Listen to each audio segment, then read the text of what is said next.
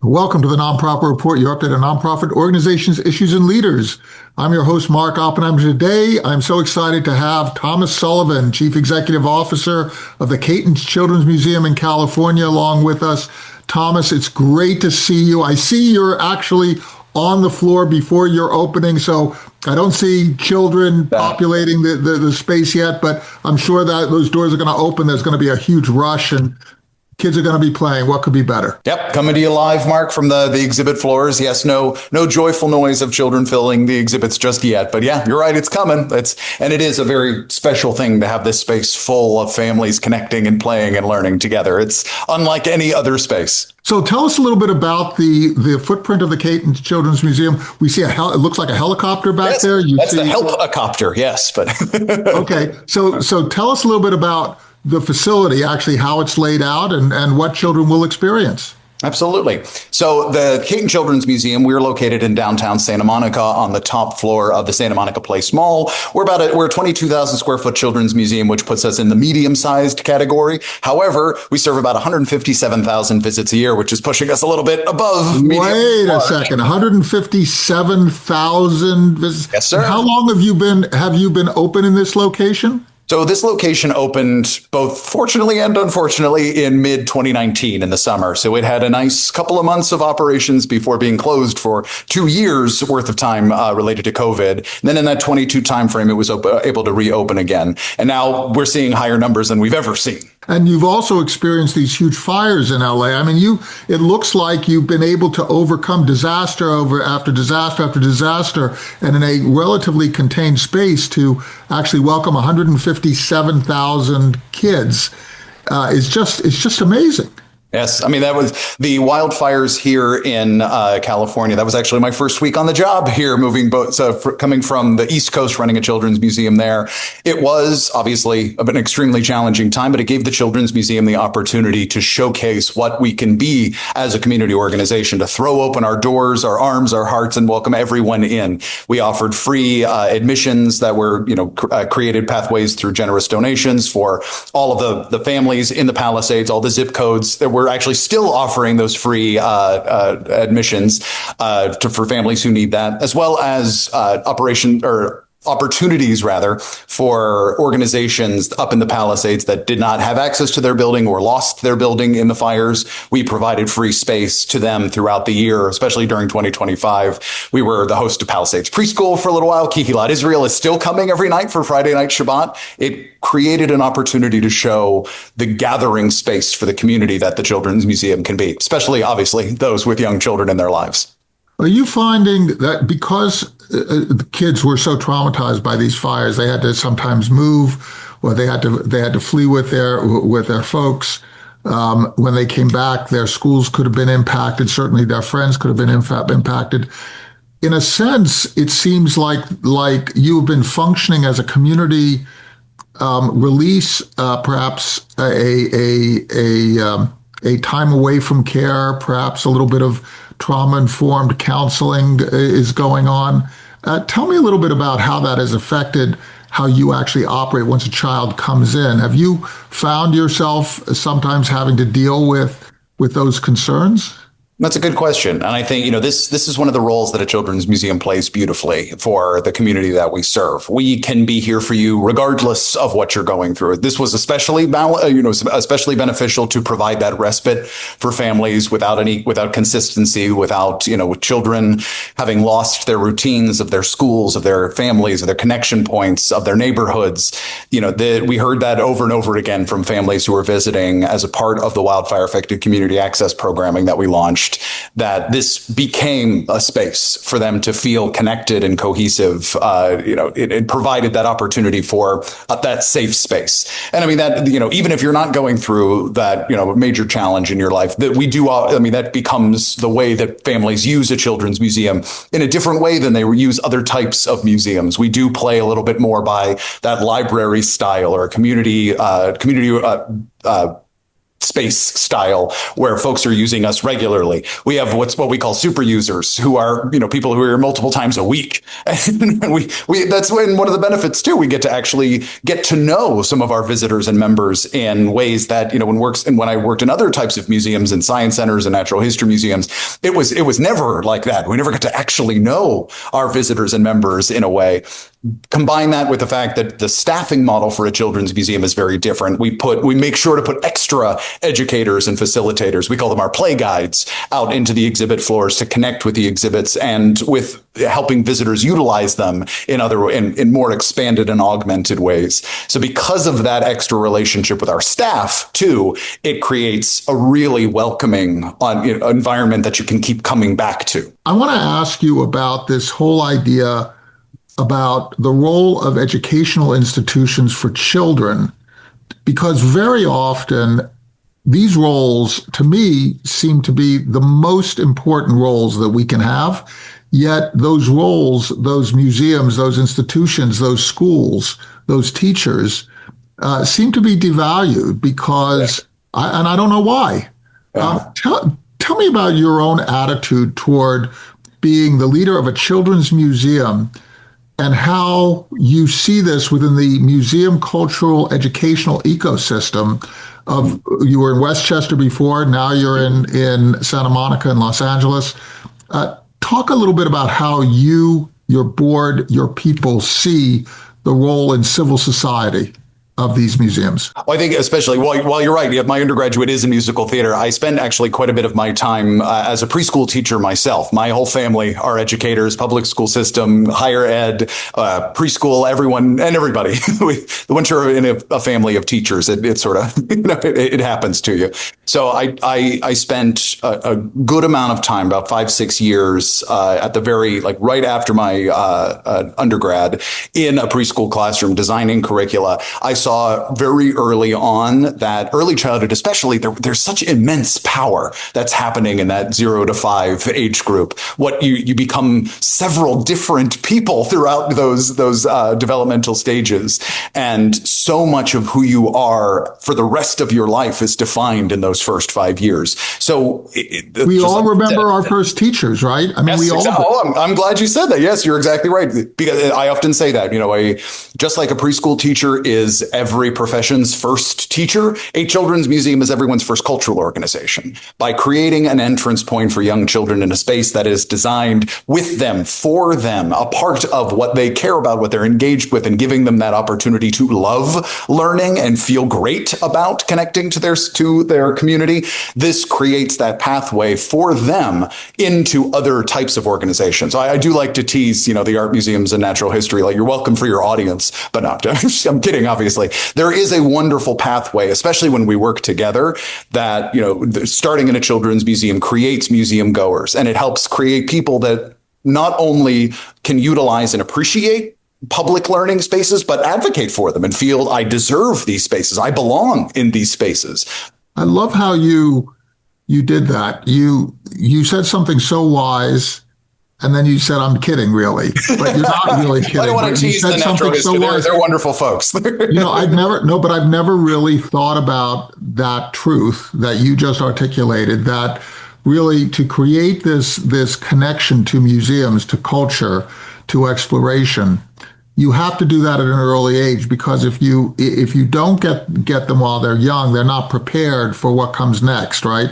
Yep. So you are absolutely correct that art museums, other types of institutions, other cultural institutions, need to really thank the people who are helping to lay the groundwork for us all. I hadn't thought about it in that way, but I think it's extremely wise.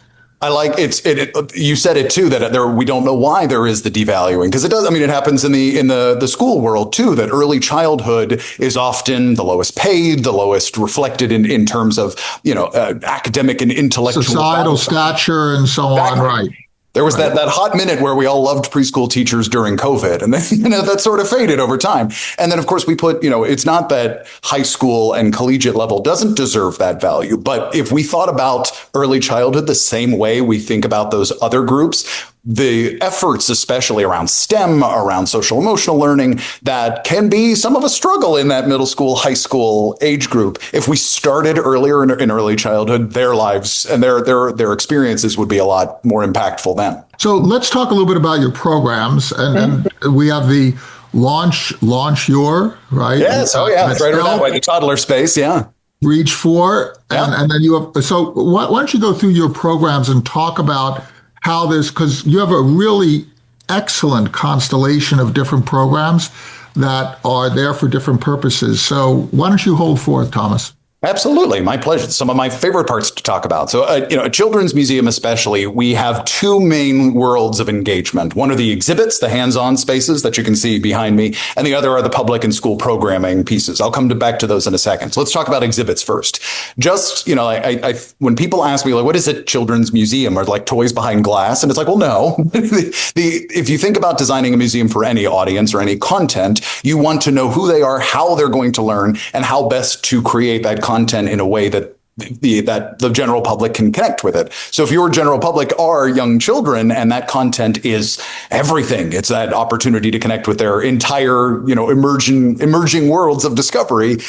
Obviously, you're going to create spaces that are engaging and colorful, hands-on. And then there's some of the back of house things. They have to be incredibly durable because, nobody's riding the dinosaur skeletons in the Natural History Museum or, getting safety is important, right? Nobody can cut themselves on anything. And Yep. That's the next part of it is that, durability with safety in mind, as well as hygiene. The amount we clean is a pediatric office level of cleaning to make sure everyone stays safe within the space. Because it's part of who we serve as our audience.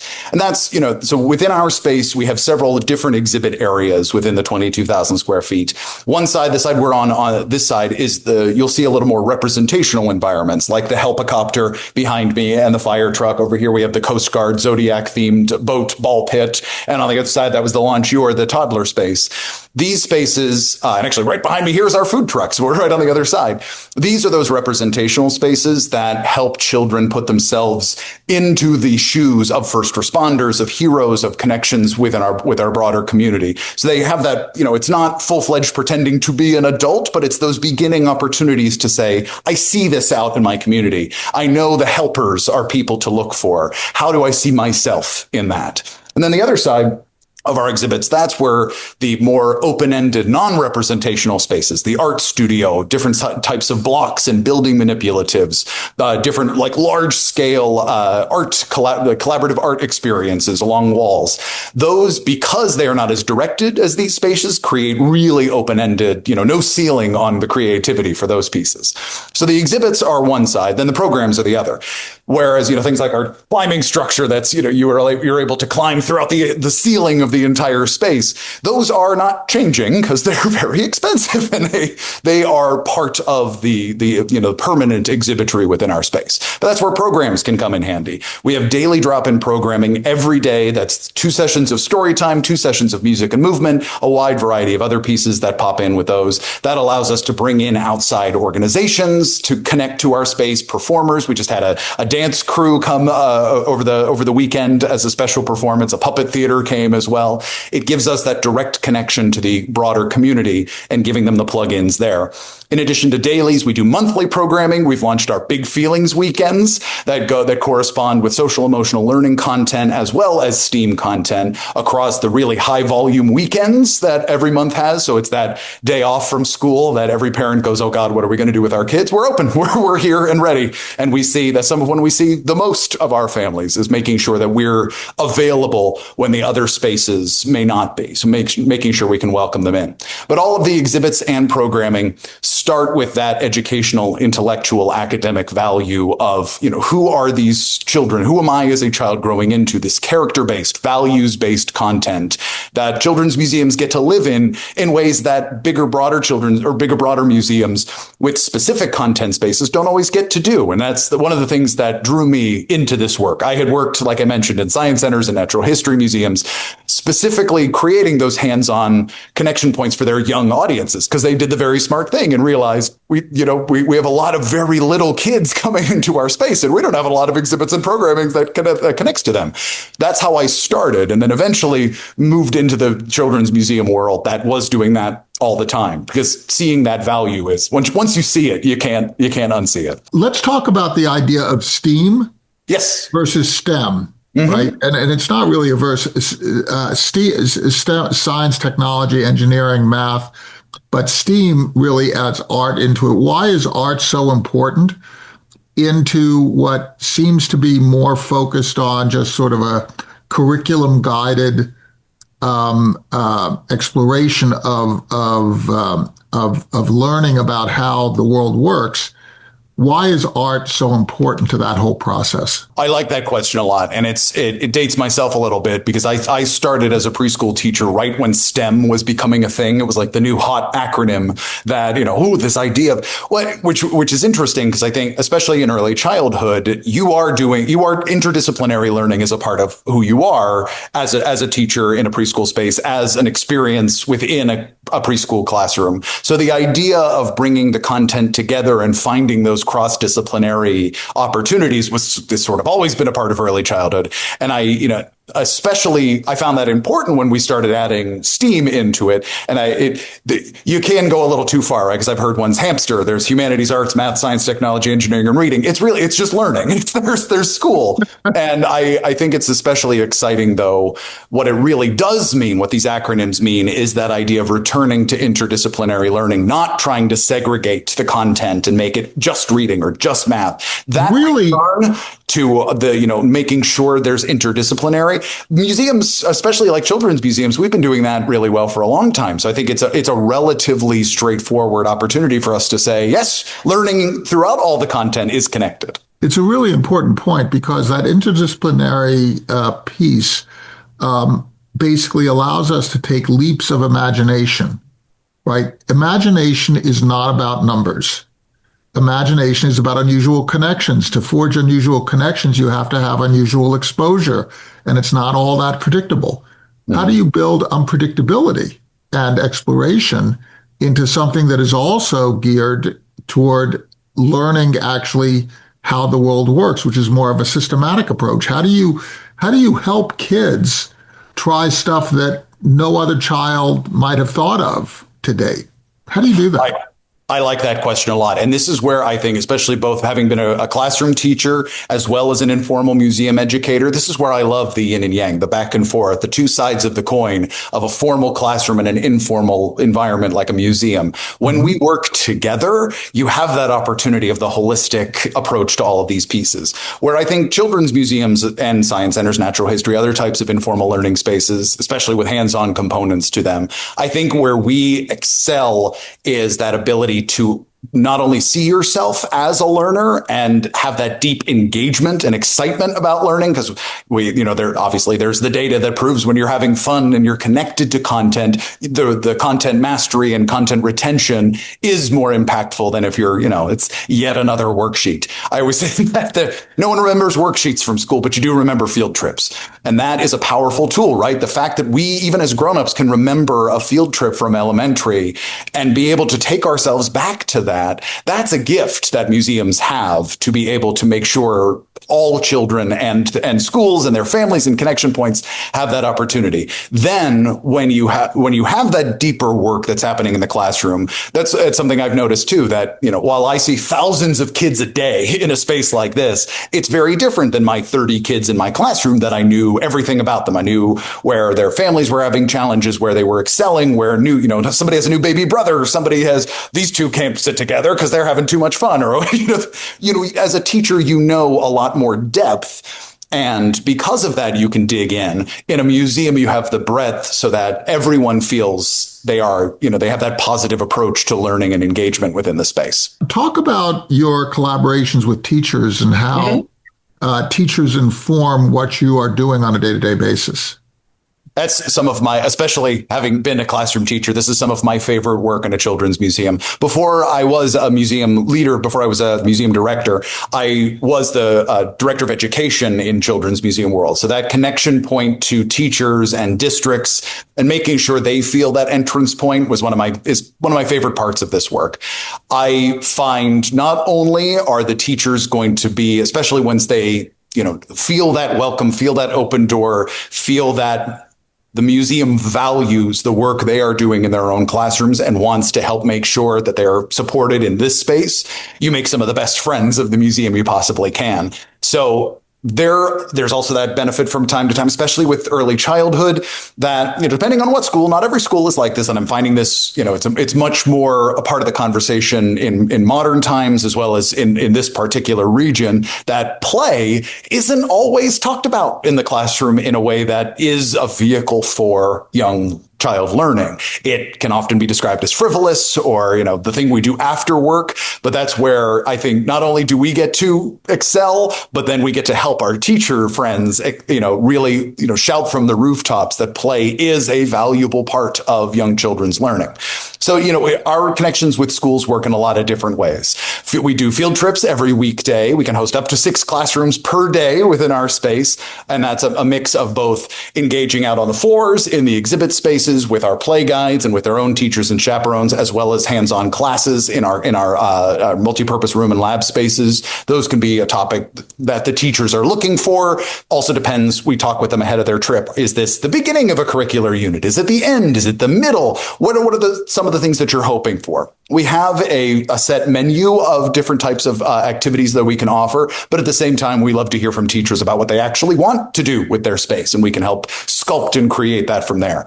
My favorite part, though, especially, is when children come on a field trip and they begin that ownership feeling of the museum, because that is always our goal. Every child should feel like this is their children's museum.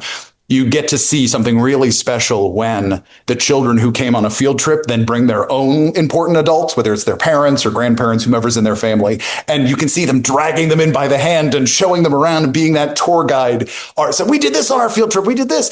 And having that level of ownership to the space is something that, without that first connection point where their teachers are showing this is a space where we're learning and growing together, or that first entrance point with their cohort of classmates, that's a very different experience than coming with their parents, and having those really positive feelings about it, that creates the start of that relationship that can last that whole first decade of life. Well, I think that's incredibly important. It's the child starting to recognize that they might have expertise and knowledge that their parents do not have, and that can benefit their parents, right? Mm-hmm. I mean, that really it changes your view of the world when you're the one introducing, even in something seemingly as pedestrian as coming to a museum that their parents haven't visited, but them being the expert. That is a seminal moment for kids and for family development, and it's so wonderful to hear.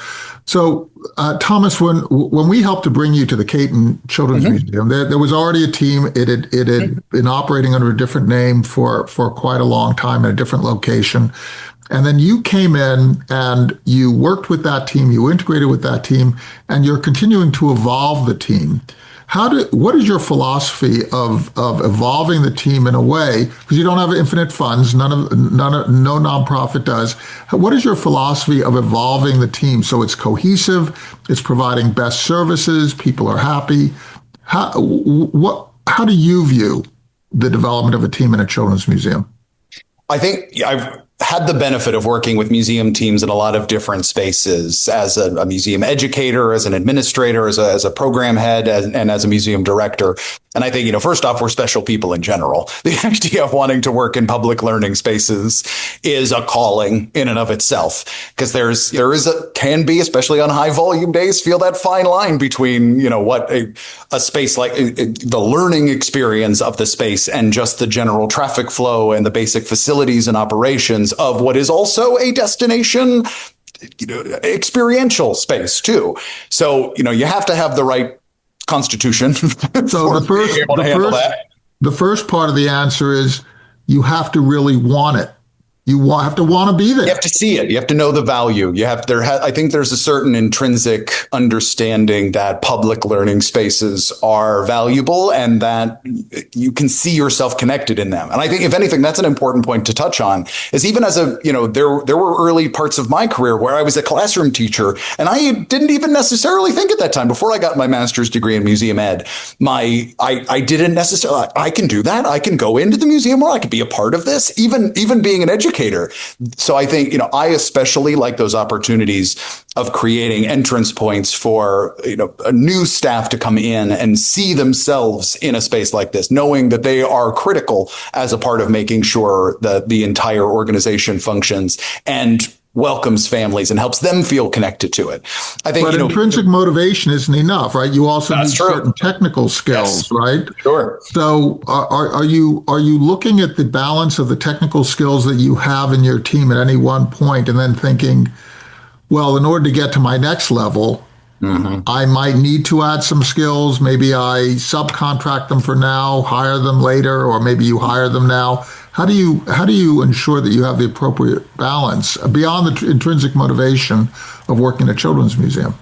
I think, it's that balance between what I have seen as best practices in this field. That is something I'm grateful for, that, the children's museum industry, especially through folks like the Association of Children's Museum, our trade organization, is incredibly collaborative. We operate on a very serious level of all boats rise. We have no trade secrets between each other. We're more than willing to share like group chats with other CEOs and, budgets sharing. There's plenty of reasons to why we all can benefit by helping each other. And if it works in one part, in one region, in a children's museum there, the broader field is always listening. And the where it's originating from, it's also coming from a place of sharing too. So I think, there's a certain amount of that. There's also, because children's museums are unique, there isn't necessarily one every block, or every city, like a grocery store, or even things like libraries too. A lot more of them than there are of us. So you're not going to find specialized training programs for children's museum work. So you do find those different pathways. So, a lot of folks with arts admin opportunities come in and see a real connection point. A lot of the other, somewhat touristic opportunities, but are seeking some more value, seeking some more meaning to it, and having that educational background. So there's folks, we just hired a couple folks from Universal Studios. So there's that part too. And then also finding teacher related people who know that the classroom environment is incredibly valuable, but no, there's also other spaces that their, dedication to creating learning experiences can blossom, and seeing it here and bringing it to a very wide audience. I've been, privileged enough to watch a lot of educators go, wow, this is a really neat classroom that I never even knew existed. Well, it's interesting because what you've done is you made a couple of really important points in answer to my question, which is how do you shape a team? Part of it is intrinsic motivation. Another part of it is looking at what colleagues are doing, looking at how the colleagues are shaping their team and getting their advice, right? Yes. Maybe even getting nominations for people if you need someone of a particular talent to go to your networks and see whether there's anyone who knows somebody who's had experience and can provide that. And then also empowering your people to go out and think beyond conventional, not just look at the children's museum sector, but look at other sectors where there might be intersectional competencies. You're basically combining both structure and analysis, and you are combining that with sort of improvisation. Is improvisation a part of your management tactic? To an extent, for sure. I mean, it's the balance, right? Because I'll give you an example. I mean, in terms of our broader operations and the way I budget to make sure we are always covered, because we have financial accessibility opportunities. So families with free reduced lunch, WIC, SNAP, or state healthcare can purchase what's called our Play for All membership, which is a 90% discount on the retail price if you have one of those qualifiers. So, obviously we have to create our own entrance points to financial accessibility for informal museum spaces in today's world. But at the same point, because we've created that commitment to families being able to access our space as often as they need it, I also have to budget for that in a way that, we can never be at risk of creating barriers to those entrance points. So there's definitely improv, while at the same point, some very, solid, steady state related pieces that really depend on the organization you're in. And I think that's where I would say that this particular organization, in its growth from having been that smaller museum leading up at the Zimmer Jewish Children's Museum leading up to 2019, then its expansion to Cayton as the medium-sized, and where we're headed as we grow to broader serve Los Angeles. I think it's important to know, borrowing Colleen Dillenschneider, right? You know your own bone. You know the organization it is right now, and making sure it has what it needs to flourish, which may look different than it did last year, which it definitely does for us, and it's going to look different next year too. So I think that's where that improvisation comes in. At the same point, you know your steady state. It's a very powerful point. You're saying that operational strength comes from structure, but growth comes from thinking beyond that operational steady state. That's where a lot of the improv comes in. Well said, Mark. I like that a lot. You put a bow on that beautifully. Well, yeah, I'm going to take total credit for your point, right? So, Thomas, this has been fabulous. Do you have any last thoughts that we should consider? And when we think of Cayton Children's Museum, what do we think about? I'm very excited, to share what all of the really exciting next pathways steps for the Cayton are. This children's museum has first answered that call from growing from the Zimmer to then become secular, to be bigger, to be open for absolutely everyone. And now, even as we look at what our broader future steps to serve all of Los Angeles can look like, we're in the very first step of one of those new initiatives. We're launching a mobile museum of van fleets where we can create pop-up children's museums all up and down the coast and throughout the broader Los Angeles metro area. That's us coming to school parking lots or playgrounds or farmers markets or festivals, any of these opportunities to meet families in their neighborhood, to give them a connection to their children's museum. That's not something this children's museum has ever gotten to do before. And I've had that benefit in other children's museum spaces that I've worked in and led, and know the power. I say it's mission focused marketing in that sense, but it's also very much, it's better than any banner ad you're ever going to do on any website to actually meet families where they are. But it's more than the marketing. It's that opportunity to broaden and connect with the entire region in a way to show them they do have a children's museum space. You do have that entrance point. You do have that authentic invitation to both engage in the space where we pop up, as well as come back to back to HQ here in Santa Monica and have an ongoing relationship with your children's museum space. It's been the Santa Monica, especially because of our relationship to the water and the way that LA works in general of trying to drive around. There's a lot more opportunity to serve the whole region by going into those spaces. And this is one of the first ones that I'm very excited we're going to be able to roll out. What a fabulous parting thought. Thomas Sullivan, Chief Executive Officer of Cayton Children's Museum in Santa Monica, thank you so much for sharing the work that you're doing, your support of children's learning, your empowerment of children, your collaboration with teachers, your collaboration with other members of the community. This has been very educational for me and hopefully for our viewers, and I really appreciate your time. Oh, Mark, it was my pleasure. Thank you for having me on, and I hope to see you into play sometime soon. And please thank all of your staff, all of your donors, all of your contributors, your children, your partners, your teachers. It is so important. This is really the most important work that we can do for our kids. Thank you so much. Thank you, Mark.